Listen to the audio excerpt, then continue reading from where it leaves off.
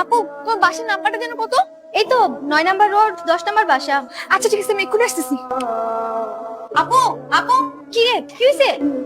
কি রে, কি হয়েছে তোর? এমন হাঁপাচ্ছিস কেন? সব বলছি, দরজাটা ভালো করে লাগাও আর আমাকে গ্লাস পানি দাও। আচ্ছা তুই তুই বস, আমি পানি নিয়ে আসতেছি। এই নে ধর পানি। এখন বলতো কি হয়েছে? আমি আর হোস্টেলে থাকবো না, আমি এখন থেকে তোমার বাসায় থাকবো। আচ্ছা ঠিক আছে, তা না হয় থাকবি, কিন্তু বাইরে চিল্লাচিল্লি করছে ওরা কারা? এই মুনে, এই প্রতারক ভন্ড, নিচে আসো।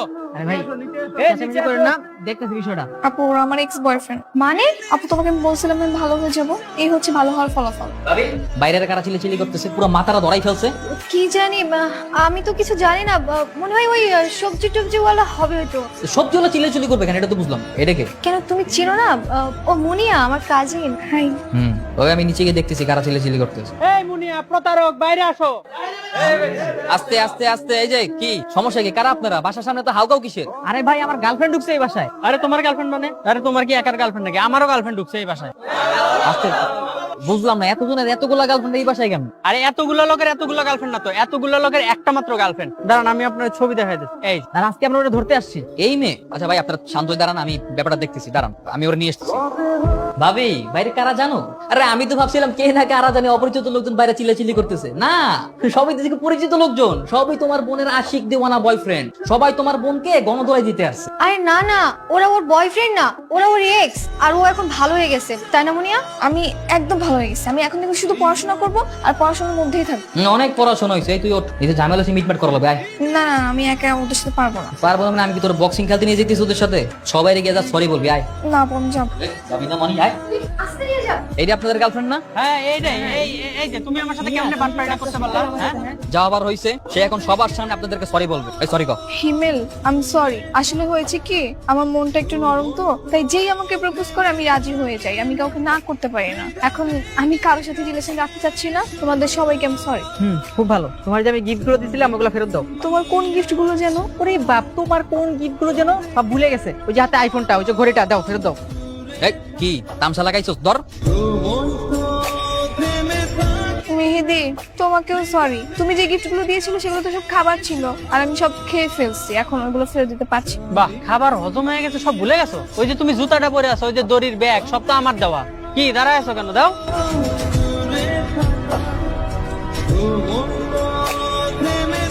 ভাই আমি তো কসমেটিক দোকানদার ভাই, আমি যে দুল আর আংটিটা গিফট করছি ভাই। আরে কি সহজ সরল মানুষ, ভালো মানুষ প্রেম করতে আসেন কেন? হ্যাঁ, আরে তুই ঠকাইলে বাকি গুলারে ঠকাই, এরকম সহজ সরল মানুষের ঠকাইলি কেন? হ্যাঁ, দাদা তুই সব ফেরত দে।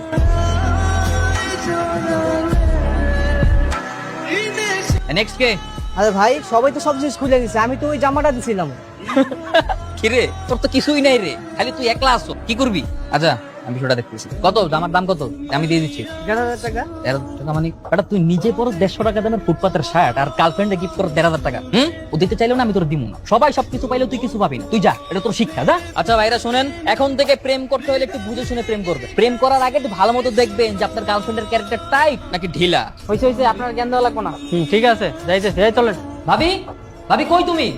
কি হয়েছে? ভাবি জানো তোমার বোন কি করছে? কি করছে? সে সবার সাথে প্রেম করছে তো করছে, ওর গায়ের জামাটা পর্যন্ত। না না ভাবি, ওকে এই বাসায় রাখা যাবে না, তুমি ওর হোস্টেল পাঠাই দিও। আরে না না, হোস্টেলে যাওয়া লাগবে না। আর ও তো এখন ভালো হয়ে গেছে, যে একবার ভালো হয়ে যায় তাকে একটা সুযোগ দেওয়া উচিত। তুই কেন? বুঝতে পারছি, আজকে তোমার লাইফেই আজকে এই অবস্থা। একটু তো শাসন করো, নইলে আর কয়েকদিন পর রাস্তাঘাটে মান সম্মান বলতে কিছু থাকবে না। আরে না না, ঠিক আছে, শাসন করবো। এই শোনে দিকে, এই বাসায় থাকতে হলে কিছু নিয়ম কানুন শর্ত মেনে চলতে হবে। হ্যাঁ, কোনো ছেলের দিকে তাকানো যাবে না, কারোর প্রতি ক্রাশ খাওয়া যাবে না, কোনো ছেলের সাথে প্রেম করা যাবে না।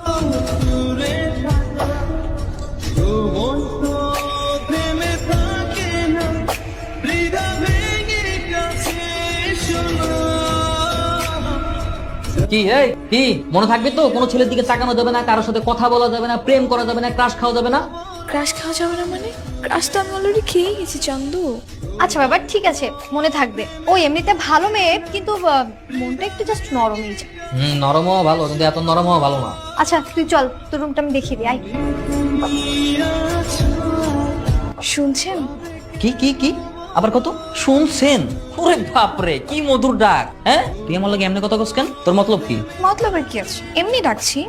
মতলবের অনেক কিছু আছে, তোর তো ক্যারেক্টারে ঝামেলা আছে। শোন, তোর লাস্টবারের মধ্যে বলতেছি, তুই আমার এসব আপনি ঢং করে সুরেলা কণ্ঠে ডাকবি না, ঠিক আছে? আচ্ছা ঠিক আছে, তাহলে তুমি করে বলবো।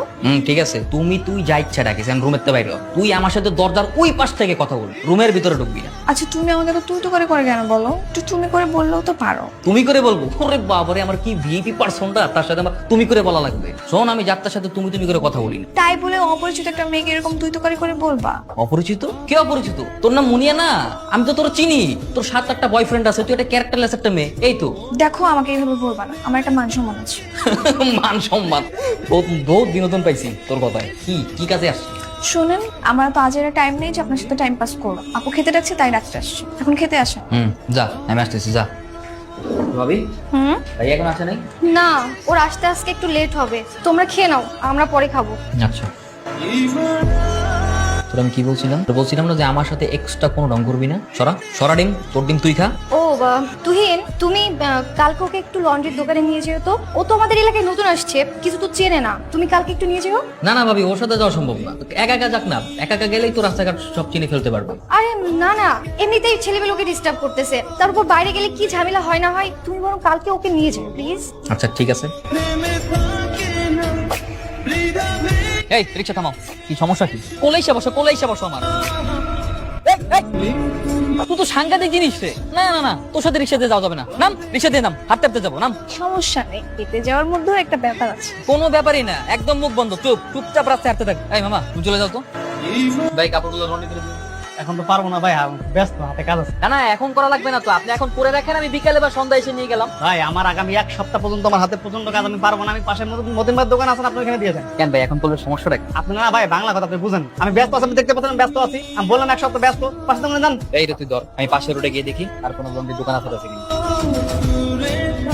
এই তুই জায়গা কেন? হ্যাঁ, আর কাপড় কই?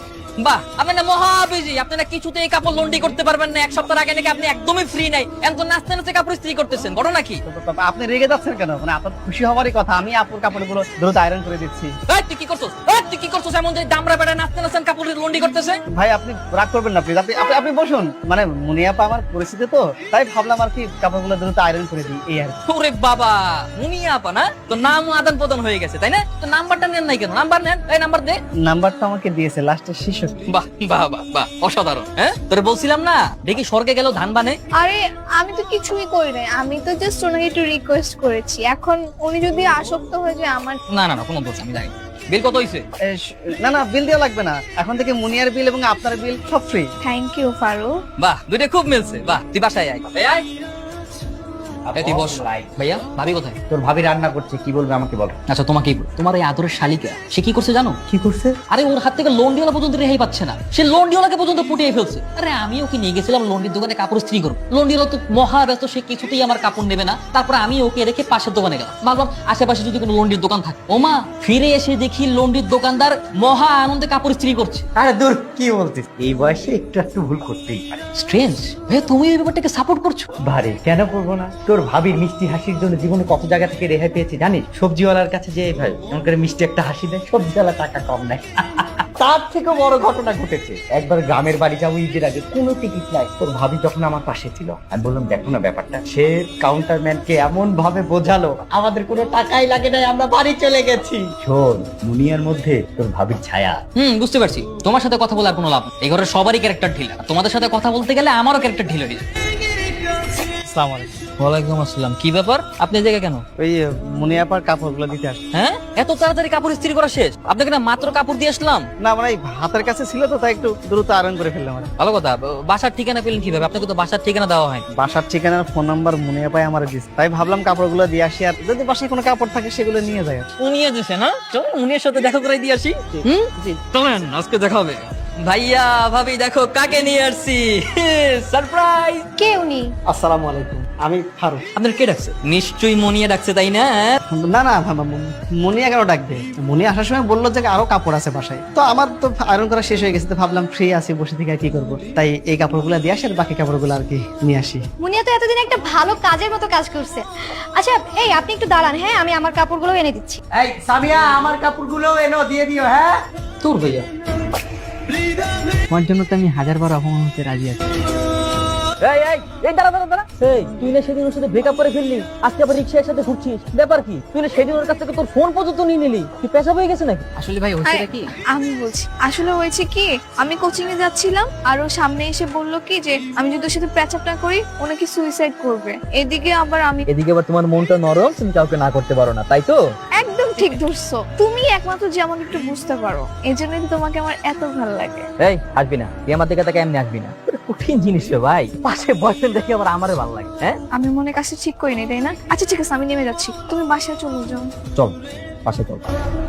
কি সমস্যা কি তোর? তুই প্রেম করবি, ভালো কথা প্রেম কর না, এতগুলো ছেলেকে তোর পিছু পিছু ঘুরেছিস কেন? এদের ভিতরে থেকে বেশি কি ভালো কোনো ছেলের সাথে প্রেম করা যায় না? হ্যাঁ তা না করে তুই ফুচকলা বাদামলা জুতোর দোকানদারকে পর্যন্ত আই লাভ ইউ বলছিস। হ্যাঁ মানুষের ভিতরে ন্যূনতম একটা সেলফ রেসপেক্ট থাকে, তোর কি সেটাও নাই? আরে আমি কি করব, ওরাই তো আমাকে ভালোবাসে, কিন্তু আমি তো শুধু একজনকে ভালোবাসি আর সে তো আমাকে পাত্তাই দেয় না। কে কে সে? সে হচ্ছে তুমি, আর তুমি না আমাকে পাত্তা দিচ্ছ না। তুমি যদি আমাকে একটু সময় দিতে তাহলে কি মনে হচ্ছে নাকি টাইম দিতাম? আমি তো তোমার জন্য সবকিছু ছাড়তেও রাজি ছিলাম। এ কি করছিস? তোর মাথা টাথা ঠিক আছে নাকি? কি সব উল্টাপাল্টা খাইয়ে আইসা আমার সাথে কথা বলতেছ? হ্যাঁ আমি উল্টাপাল্টা কিচ্ছু খাই নাই, আমি একদম সুস্থ মস্তিষ্কে বলতেছি আমি তোমাকে ভালোবাসি। তোর তো সাহস কম না? কি আমার দেখে কি তোর বোকা মনে হয়? হ্যাঁ তুই তো একটা সাপ, হ্যাঁ আমি সাপের বিশ্বাস করবো কেন? হ্যাঁ আরেকবার যদি এমন কথাবার্তা শুনছি না, এখন থাপ্পড়ায় তোর দাঁত ফালাই দিই।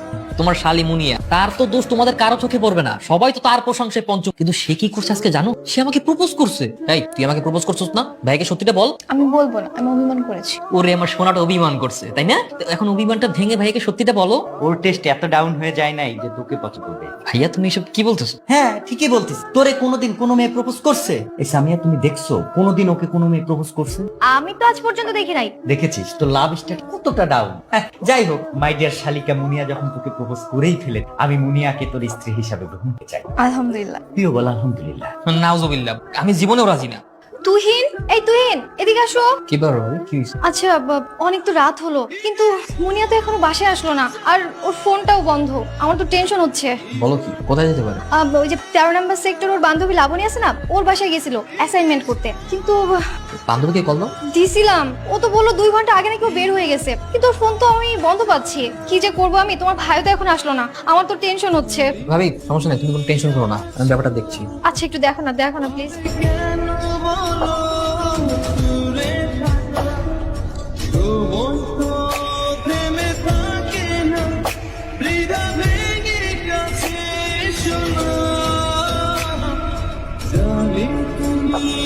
মুনিয়া কি ব্যাপার, তুমি কান্না করছো কেন? কি হয়েছে তোমার? কাম ডাউন কাম ডাউন, কি হয়েছে আমাকে তো বলো। আমি এবার দিয়ে বাসে যাচ্ছিলাম, তখন কিছু লোক এসে আমার গলায় চুরি ধরে আমার টাকা পয়সা সবকিছু নিয়ে গেছে। তাই বলে তুমি এখানে এসে কান্নাকাটি করবে? তুমি জানো বাসার সবাই কতটা টেন্স তোমার জন্য, তুমি অ্যাটলিস্ট তার সাথে কন্ট্যাক্ট করতে পারছিলে। আমি কিভাবে কন্ট্যাক্ট করবো? আমার ফোন তো নিয়ে গেছে ওরা, আর আমার তো কারণ আমার মুখস্থ নেই। তুমি জানো রাত বিরাতে মেয়েদের চলাফেরা করা কতটা কঠিন, হ্যাঁ কতটা রিস্কের। তোমার মোটেও উচিত হয়নি এখানে আসার একা। তুমি অ্যাটলিস্ট আমাকে বলতে পারতে, আমি তোমাকে নিয়ে আসতাম। আচ্ছা বাদ দাও, লেট ইট গো, যাওয়ার হয়ে গেছে, এখন চলো তোমাকে বাসা দিয়ে আসি। এই প্লেসটা এমনি তো সেফ না। এত রাতে কেউ একা একা আসে? তুই আমাকে ফোন দিতে পারতিস, আমি তোর বান্ধবীর বাসা থেকে নিয়ে আসতাম তোকে, নাহলে তুই তুহিনকে ফোন দিতিস। আচ্ছা ভাবি বাদ দাও, তুই তো অনেক ভয় পেয়ে আছে, আর তাছাড়া যা হবার হয়ে গেছে। আসলে ভাবি ওকে যতটা চালাক ভাবছিলাম সে ততটা চালাক না। ভাবি আজকে থেকে ওর সমস্ত দায়িত্ব আমার, আমি রোজ ওকে কোচিং এ দিয়ে আসবো নিয়ে আসবো। কেন তুমি আমার জন্য কষ্ট করবে কেন? সেটা সময় হলেই বুঝতে পারবে। আচ্ছা হইছে, আর তাকাইতে হবে না, চলো তুমি চলো। শোনো, এখন থেকে তোমাকে কোচিং এ নিয়ে আসা নিয়ে যাওয়ার দায়িত্ব কিন্তু আমার, কিন্তু আমার শর্তগুলো কিন্তু মাথায় রাখতে হবে।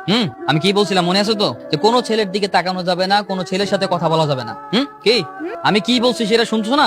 হ্যাঁ শুনতেছি, কি বলতেছো? আমি বলেছি যে কোনো ছেলের দিকে তাকানো যাবে না। কি বলছি না যে কোনো ছেলের দিকে তাকানো যাবে না? তোর এটা তো বলেও লাভ। আমি যেমন ক্যারেক্টার টাইট একটা ছেলে, আমার কপালে যদি ক্যারেক্টার ঢিলাটা গেল, বুঝছি কি করা লাগবে।